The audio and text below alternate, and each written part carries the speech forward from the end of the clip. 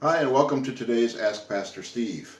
Last week in my sermon, I said that the accounts of Judas' death are different in Matthew and in Luke. And I said that there are ways to harmonize those two accounts. So that's what I'm going to do today and tomorrow.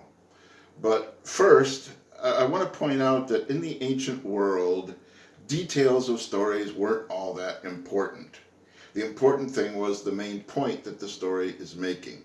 And in both of those Gospels, the main point is that Judas was under a curse. He was under the judgment of God.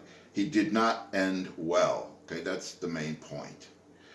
Now, we have instances in the Gospels where the same story is told, but there are different details.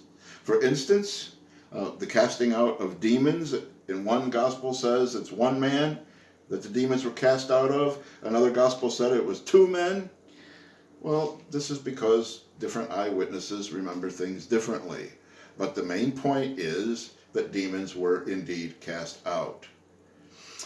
In a theology book I have, an illustration is given of this, a true story of two famous theologians who were at a conference, and one night they were sitting around the lodge where this conference was being held, and they had quite a heated argument.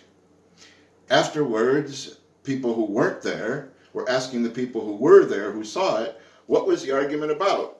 Well, there were different views about what actually that argument was about. And somebody said one of the theologians got up and he was angry and left in a huff, and the other one said, oh, he was tired, he just got up and went to bed, blah, blah, blah, But the point was, there was a strong disagreement between these two theologians. All the rest of that stuff didn't really matter.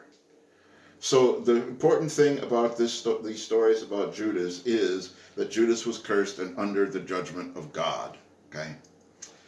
One way to harmonize these, which isn't really a harmonization, but is just to say that Matthew heard a different story about the death of Judas than Luke did.